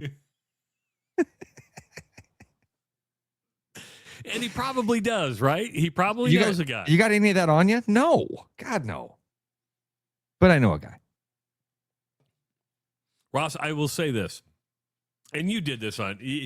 This is how you justify in your brain. You knew you were going to the store to look at fish and get a fish tank. What you did is, hey, let's go look at the puppies. But you knew deep back in the brain that you're going to walk by the fish Buy aisle. a puppy. No, you weren't going to buy a puppy. Oh. You were going to buy a fish. You went with the kids. Hey, we're not going to do the fish. Knowing deep back, what I can do is once I get there, then I can justify it even more. But let's go look at puppies because you're not going to get a fish. But they're like, 50% off. Kids, I think we can make this work. Who would have thought? Then all the savings I'm going to get after Christmas. Mm-hmm. Yeah. I don't know why I am the way I am. And I apologize to you. I apologize to Courtney. This is what we just went through here is why I hate the holidays. Because you're a people pleaser. Because I'm and the expectation that I put on what that means then makes me not I can't be I can't be happy because I'm so worried about not pleasing everybody. And I know I know I'm going to fall way short of the bar on some people. And of course, Audrey, I'm like, oh, I can't. I don't want to fall. I want to get her everything that she asked for. I want to get her everything that. Luckily, this year she didn't. I mean, again, there's no big gift for her this year. Like she didn't ask for anything. You know, there's no Barbie dream house or trampoline or anything big like that. So maybe I justified it that way too. Like, well, this will be my big gift, and it's for both the kids, really. Mm-hmm. Let me know the first time you clean the fishbowl. And you know what? Good for you. You're a good dad. You have more empathy and compassion I'm a and sucker sympathy is what I am. than I do. I lack empathy. I lack compassion. I lack the balls to say no to my daughter. I lack giving a shit is what I lack. I lack giving a shit. So we'll see. Again, Eli got more excited about it even than Audrey. Audrey was out of her shoes excited. And Eli was like, we got this, Dad. We got this. I can help out with this. I can do this. It's something I love doing. I'll teach her how to do it. Then you can say, hey, while you're cleaning the fish tank, clean your room. And Jay says, you should get a sucker fish and name it Ross. Our listeners are the best. They know us so well. That's great. That's so good. 515-517-2303. Brad Heinrichs from the Swarm Collective scheduled to join us when we come back on the Rush Radio Show, powered by Willis Automotive. For the holidays, bring real taste to the table with Gold Peak Real Brewed Tea. Made with real tea leaves and real cane sugar, Gold Peak delivers a golden, brewed for taste flavor that makes every moment more meaningful. Whether you're gathering with family or friends, celebrate the moments that matter the most, because real connections deserve real refreshment. For your upcoming holiday celebrations, choose Gold Peak Tea and bring real taste to the table. Bad gift giving. It happens to the best of us. Thanks, I think. But what if I told you there's a better way? Toss the silly socks and ditch the mediocre mugs, because the Iowa Lottery's gift that keeps on winning is here to save the holidays. Give your loved ones holiday scratch tickets with a chance to win instantly or unwrap your share of $1 million. Say no, no, no to boring presents with the Iowa Lottery this holiday season. Woohoo! Enter and see rules at ialottery.com/VIP. House wasn't built for bats, birds, or raccoons, but try telling them that. At Bats and Bugs Pest Solutions, we've been helping Iowans take back their homes for over 20 years. We use cost-effective, eco-friendly methods to solve wildlife and pest problems the right way. Whether it's bats in your attic, birds in the vent, raccoons in your chimney, or moles in your yard, we have long-term solutions. Call Bats and Bugs Pest Solutions today at 515-218-3400, and let's make sure your home doesn't become their home. Hey everybody, Mason Miller, sales manager out here at Willis Infinity, and I'm excited to announce with the holidays here, so are some exciting deals. Right now, this month, get a brand new 2026 QX60 for as low as 1.9% out to 60 months, or utilize the $5,000 in retail cash that they're offering. On top of that, this month, we're also doing 2.9 for 60 on the brand new 2026 QX80 and $7,000 in retail cash. For more information, stop by our showroom or visit us online at willisinfinity.com.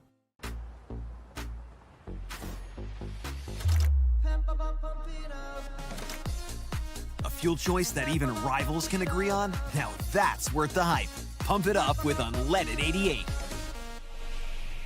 Hey, it's Noel from Fiscus Jewelers. This holiday season, give the gift of sparkle that lasts a lifetime. From our latest designs to timeless favorites, there's something for everyone on your list. Already have a Fiscus diamond? Bring it in and trade up with our 100% trade-up program. It's the perfect way to shine a little brighter this year. And if you're dreaming up something custom, get your design started by December 1st for Christmas delivery. Let's make this season magical together. Fiscus Jewelers, your jeweler for life.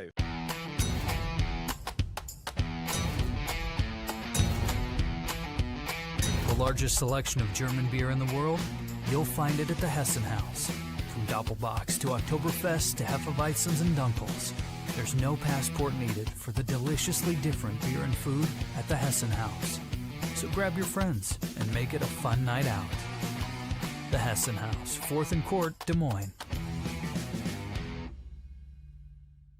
Hi, I'm Tom, owner at Central City Liquors. Our customers love us because we offer a large selection at an affordable price. And to keep costs low for you, we don't splurge on fancy promotions and expensive equipment. This commercial is being shot on a phone taped to a stick. Anyway, we are proud to announce our new rewards program that allows customers to save more the more they buy. Whoop. So don't spend more to pay for fancy commercials. Save at Central City, where we know what's important. I told you we should have used duct tape. Hi, it's Marion with Willis. It's going to be that time of year where everyone's driving to see their families for the holidays, and in order to see your family, you have to see the road. And you can't see the road with old wiper blades. And right now, for the month of December, we're offering $10 off a set of wiper blades with the purchase of an oil change. Give us a call or schedule online at LandRoverDesMoines.com.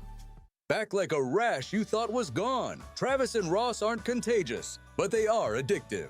It's the Rush Radio Show, powered by Willis Automotive.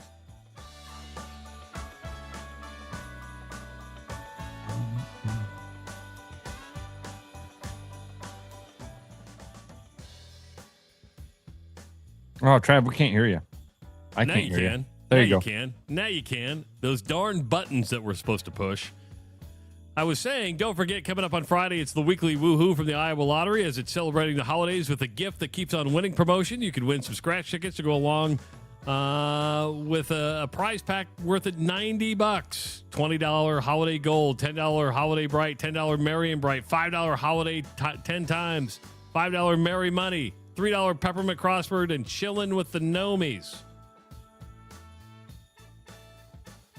Joining us now, well, he's popping in, waiting for his picture to pop up.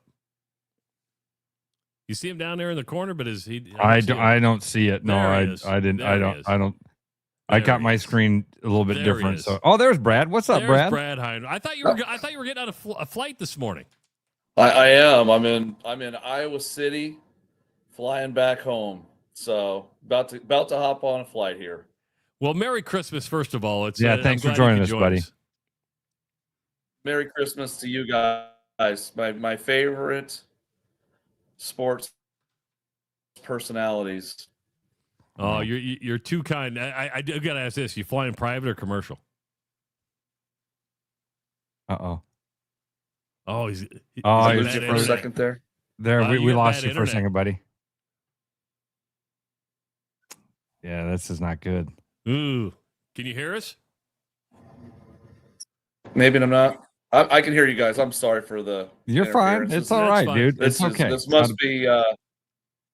This must be the CompuServe Wi-Fi they have here at the AOL.com at the FBO here. Well, earlier in the show, we were talking about NIL and collectives, and the swarm still exists. But I wanted, and I didn't give you much warning, but I've been following the story between Georgia and Missouri, and I wanted to know the contracts that you have set up. Are they 1-year contracts? Are they 2-year contracts? Do you have language in there that says, hey, if you leave, you owe us money back? Are there liquidated damages? What all goes into that? Great question. Everything is year to year. So, we don't really sign someone to a 4-year deal at this point. And it's really just because this transfer portal's out there and people can leave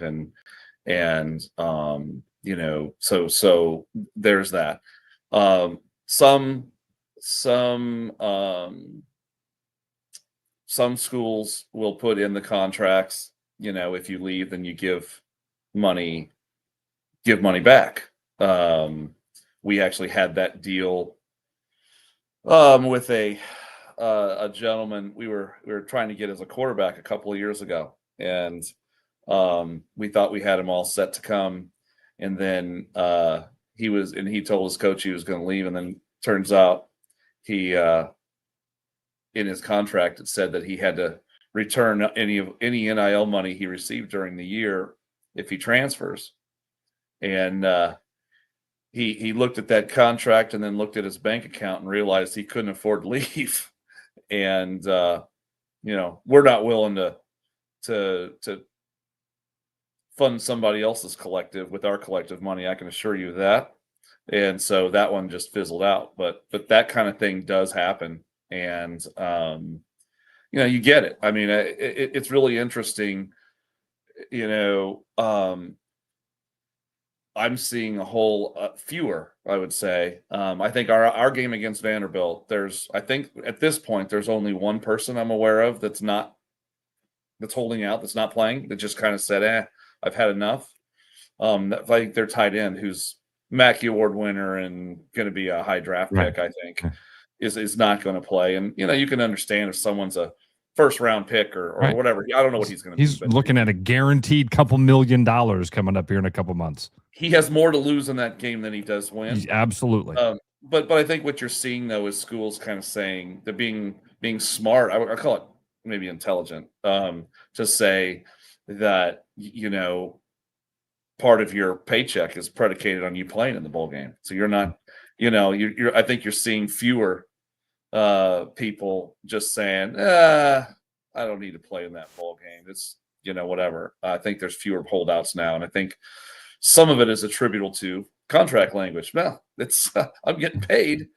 Better play in that game. So, Brad, do you envision a time here in the coming future, in the near future, where there are multiple year contracts, where Iowa or the Swarm has buyouts as part of their player agreements? I would welcome that, and I think that a lot of coaches would welcome that, to say, I've signed you to a 3-year contract, a 2-year contract, and what that would do is it would kind of settle down that transfer portal where guys are essentially free agents after every single season, and you have your GM and all the coaches are having to re-recruit their entire team. I mean, that's got to be the hardest thing about being a college football coach or basketball. It doesn't matter. College, but the coach scope right now of football. I mean, you're talking about 100 kids. If I mean, it can be. That's an extreme. Yeah, but you're recruiting the country to bring in 25 kids, right, from wherever, all over the country, and then you've got 100+ kids, as you mentioned, to re-recruit to keep on campus. And those are the most important people, because they're the ones that keep your culture going. They're the ones that kind of keep the continuity from one year to the next, and it's literally a full-time gig. So you mentioned that you do year-to-year deals. Is there a reason you haven't gone to, hey, here's a 2-year deal with liquidated damages, or is it just one of those trust factors that you don't want that to be a barrier to prevent somebody from coming in? I don't think that they'll fly. I mean, I don't think there's a lot of. I mean, my understanding is you're just not seeing that because nobody wants to commit for more than a year. I mean, if you're an agent, you don't want to lock down your kid for 2 years when, especially if, okay, he's going to make X thousands of dollars for these 2 years. And then what happens if he blows up and he's basically a Heisman candidate? He's kind of, for the next year, he should be making a whole lot more. Now you're kind of stuck in the contract. I mean, it's, and so I don't think you see that. I think that you might eventually, but it's just not something that I think is very prevalent at this point. And now with the revenue sharing, things have changed a bit. Our firm, or our company, or whatever you want to call us, the Swarm, is less involved than we used to have to pay all the players, right? And now a vast majority of them are being paid through revenue share. We're the group that's trying to pay above the revenue sharing cap. So we have limited numbers of players now than what we used to, which is actually somewhat nice. One of our listeners wrote in and wants to know if it'd be possible to kind of present an either or scenario to these incoming recruits of, you can have window one is you can have access to NIL money, but with that access to the NIL money, you have to sign a multiple year contract.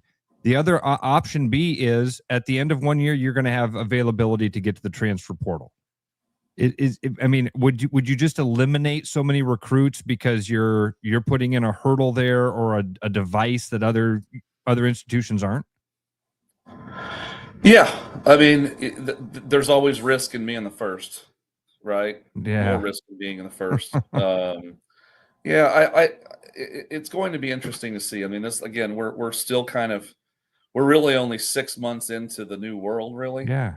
Um, and this year is different than I think future years, guys, because what happened for this year is that a majority of the schools that actually care to win front loaded a lot of their roster payroll before July 1. So for example, there's a $20.5 million cap, right? That schools can pay. Well, that cap started on July 1, right? Well, the Swarm and everybody else, all these other collectives, they were dumping money into rosters prior to July 1. So the payroll of the student athletes for 2025 kind of into 2026 for that school year is a whole lot greater than $20.5 million. Okay. Because the rules started July 1. Now, what'll be interesting to me is going to be the economics of what happens next year. And how is that going to work when the cap it's going to go up to 21 or whatever it becomes, $21 million, let's say. Brad, and I'm a believer the cap means nothing anyway. The cap is just the new fake threshold that the NCAA is going to pretend that they keep an eye on. Brad, they exist. It's probably going to get abolished. It's the first time there's an antitrust lawsuit. The cap is an antitrust violation, in my opinion. Right. Yeah. I mean, it's just a blatant antitrust violation. Completely agree. When it's no different than a $0 cap. It's just an arbitrarily different number. Amen. So now, granted, Iowa, probably Iowa State too, would love to have a cap. Yeah. We'd love it if everybody played with the same wallet like the NFL. That would be great for us. So looking out for Iowa's best interest, I want there to be a cap. But the businessman in me looks at it and goes, man, don't see a cap lasting. Is the businessman in you keeping a close eye on this lawsuit that Georgia and Missouri are locked into? I mean, is this going to set precedent for the future, or is this I haven't paid real close attention to it, so right. That answers my I question. kind of wait until something becomes official before I act. That's the thing. I mean, there's so much out there, so many things going on. I'm waiting for someone to sue the NIL Go group, the clearinghouse, because that's the biggest joke in this whole thing, in my opinion. I mean, we still have, I counted yesterday morning, I think we have 18 deals that are waiting to be approved by the clearinghouse. Through the clearinghouse. Now, we have a kid that went and did an event in like the first week of July, and it was $3,000. Okay, we're not talking about $300,000 or $30,000. We're talking about $3,000. Was there for 4 hours, did exactly what he was asked to do, and to this very minute, it hasn't been approved yet. And the poor kid's like, "Am I going to be able to get?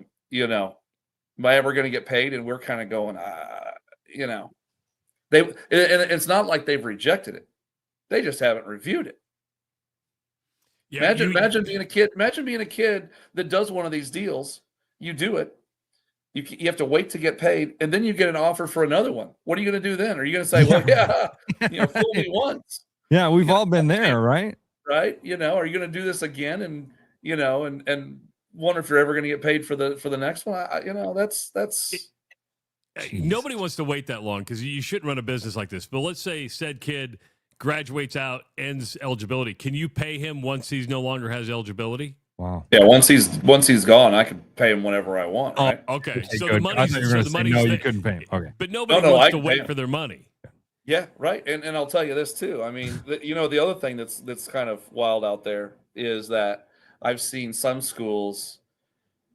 There's a time period between when the kid signs his letter of intent, which was just a little bit ago, right? For all our football guys, they all signed up, and when they enter campus, right?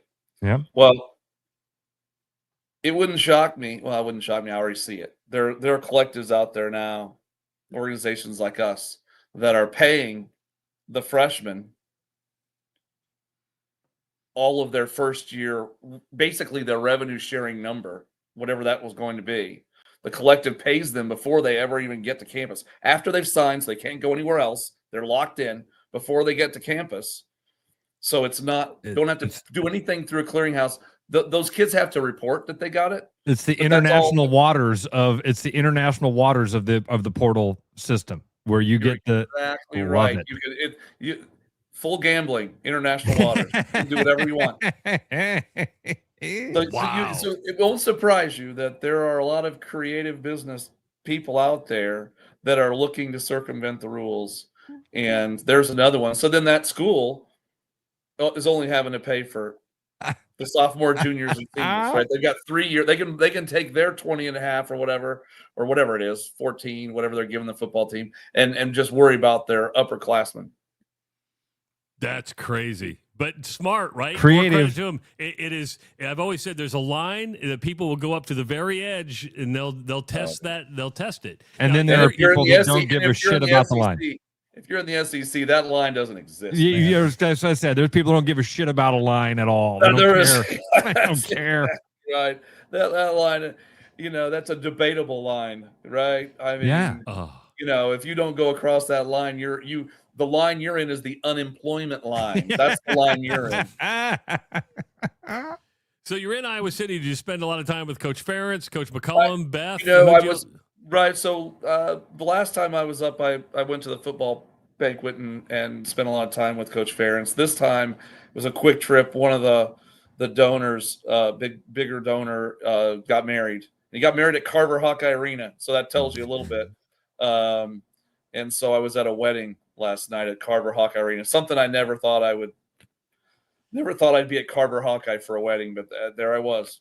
It's Brad, a wedding chapel. I once officiated a wedding at Jack Trice. Did you? Yeah, officiated it?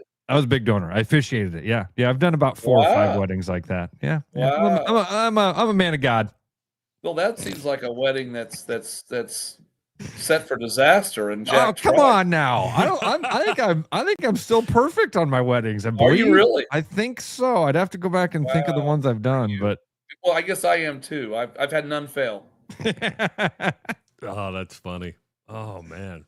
Well, good stuff. Only my own. None of them that I officiated have fallen apart. Only the one that I was supposed to keep together fell apart. I love it. Oh man. Well, Merry Christmas. The bowl game's coming to you. I'm sure you have a lot of people saying, "Hey, can I stay with you? Can I stay with you?" Oh. You would. It's very interesting how many friends I find out how many friends I have that I didn't even know I had this time of year that want to play golf. Hey, can we play golf? Blah blah blah. But anyway. Merry Christmas, buddy. Merry Christmas to you guys, and really appreciate you having me on the show. Oh, we appreciate all you do for us, Brad. Thanks for helping us out, and keeping us informed, and always being so candid with us. Appreciate it. Love to do it again, and you guys, if I don't talk to you, have a happy New Year, and hopefully we'll have something to celebrate on 1-1 with a Hawkeye victory in the bowl. Heck yeah. Sounds good. Thanks, Brad. See you, bud. Appreciate it, buddy. Take care, guys. Yep.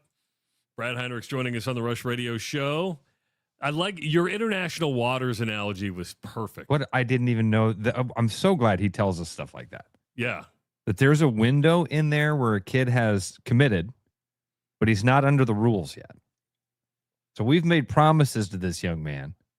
Nobody has any oversight over it for a couple more months until he actually enrolls and becomes a part of the system. Flood the gates. We're gonna front load it, roll the dice, and here we go. It's brilliant. It's really creative. It's a really creative thing. Smart businessman. Man, how interesting, dude. What I love about Brad is he's an open book, right? I mean, I'm sure there's some stuff he's held back, which you have to for privacy reasons, but for the most part, he'll give you a pretty straight answer of. And by the way, he's exactly right. The $20 million number is just like the $0 number. It's an illegal line. It's an illegal collusion. Earlier, we were talking about comparing the athletic departments to business entities. That's what you should look at them as different business entities. Imagine if all of the businesses, all of the different insurance companies got together and said, all right, here's what we're going to do. We're going to figure out what we can pay, what's the lowest we can pay the incoming employees, and we'll all offer that as a salary. We'd instantly go, whoa, you can't do that. That's collusion. It's illegal. But the universities do it, and we all, for years, said, yeah, that's called amateurism and the way it's supposed to be. And now that system changes, and we're all like, oh, this new system sucks. The coaches in the athletic departments, they should keep all the money.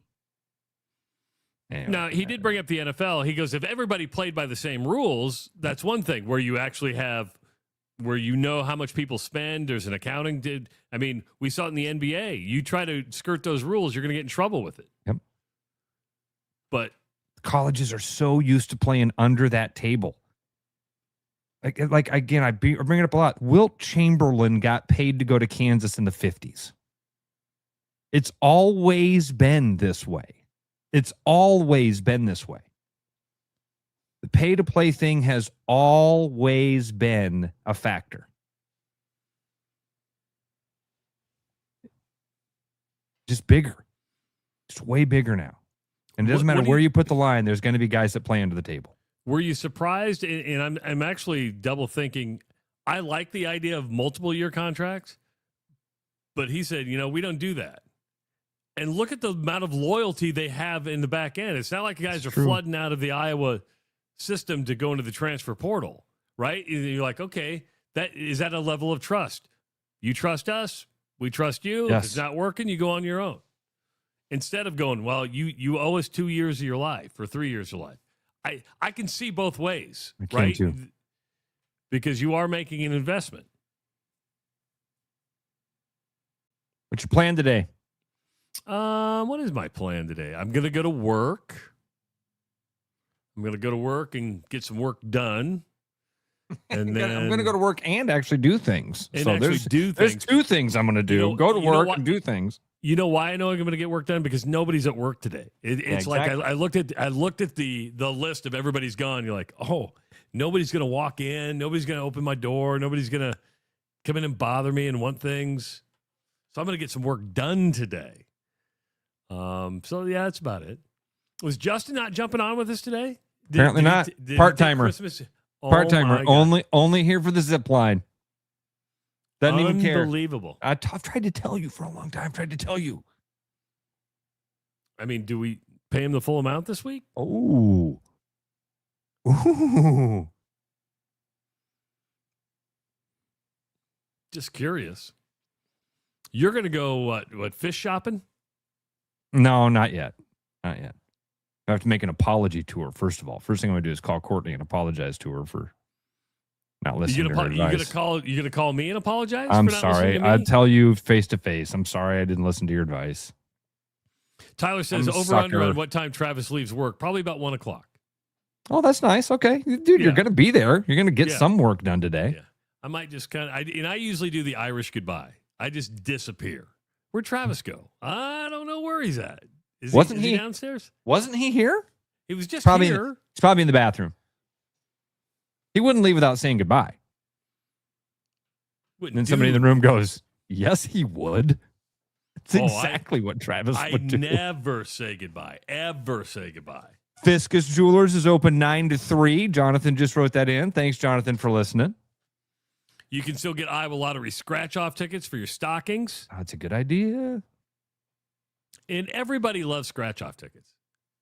Everybody. We got Christmas. Anjanette went and delivered Christmas cookies to our old neighbor. He's an older guy, but he's always giving us scratch tickets. I think he's getting dementia. He's like, I got all your scratch tickets in there. Open up every card for the kid. No scratch tickets. He totally forgot them. It's the first year he's forgotten. You're like, oh.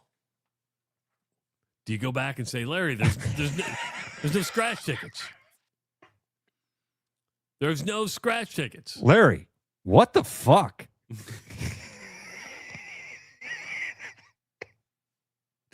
What are you do, Larry? What are you even doing? What are we even doing, Larry?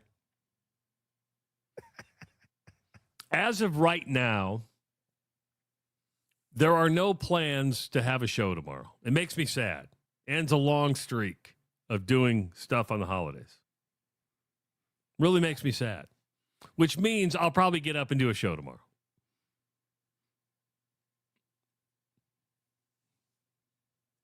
If I'm up, you'll know about it. Text me. Because you're going to be by yourself. The kids aren't with you. I think Courtney will stay the night. Oh.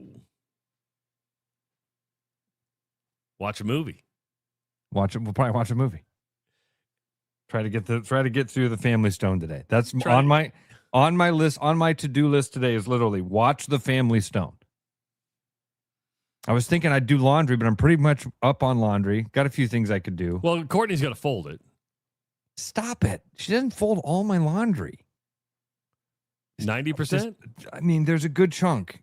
And she says she likes to do it. I'm just letting her do what she says she likes to do. I know what else I need to do. What else do you need? She has bidets that need to be installed. I need to go over and install bidets. Ooh. Do people call you like on Christmas Eve and say, I want to look at a house? I showed a house last night. Don't have any showings planned for today. Look at my map here. Look at my calendar. Make sure I don't have anything. I don't think I have anything set up for today.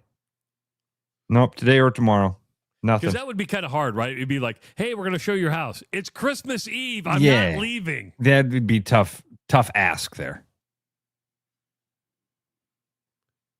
You know. Or maybe they're already gone. Maybe they're out of town. It could happen. Yeah, so that's there it is. That was it. Bring up the bells. Merry Christmas. That's Christmas right there. This is Christmas? That's very Christmassy. Good job getting the Christmas music for us today. The royalty free. Cracked me up. As soon as I heard it at 6 a.m., I was cracking up. It's royalty free, but I paid for it. Does that make sense? Does that make sense? Once you pay for it, it's royalty. Wait. No. I don't know what you call that. It just gives me permission to use it on websites and YouTube and stuff. I call it fun. I love you, buddy. Thank you so much. Merry Christmas to you, your wonderful family. And to everybody who took the time to listen and watch today, we do greatly appreciate it. We are thankful at this Christmas season for everybody who supports this show, listens to the show, and most of all our sponsors. They do a wonderful job. They've been with us for almost a year now, and they make this possible, and we thank them. So if you need to get some last-minute shopping in, visit one of our sponsors, and and thank them. Thank them for helping us out to do this every day. Absolutely. It is the Rush Radio Show powered by Willis Automotive. Merry Christmas, everybody. Merry Christmas. Start spreading the news, 'cause it's time to buy booze, and there's only one place to be. You can see all your friends, the good times never end, unless you're just loitering.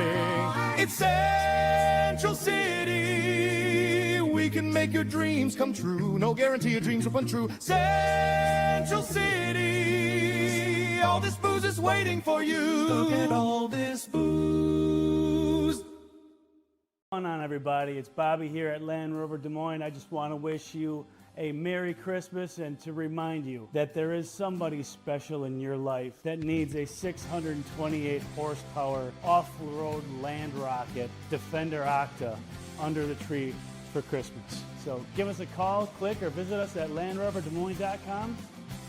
Visit us in the showroom. We'll be glad you did.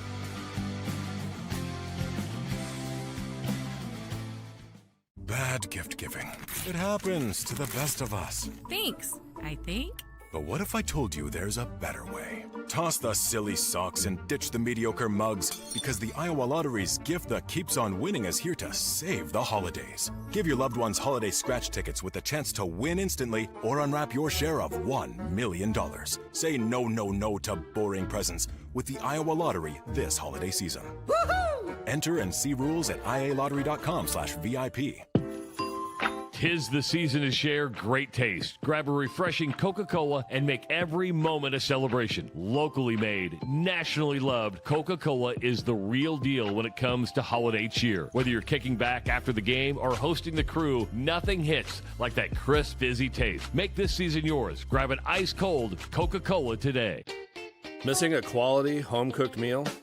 You know, the kind Mom used to make? Lucky for you, we found her recipe book. Welcome to the High Life. Welcome to the Champagne of Bars. Every business has priorities, and Priority One Heating and Cooling is no different. As a service provider, we prioritize quality air conditioners and furnaces that will keep your home at your comfort level year-round. As a small business, we prioritize doing things the right way and treating people fairly. As a truly local business, we prioritize our community. As a veteran-owned business, we prioritize duty and commitment. For big business service with local value, trust your home to the place where you are always Priority One. Back to the rush. Strong opinions, weak filters, and just enough sense to stay on the air. It's the Rush Radio Show, powered by Willis Automotive.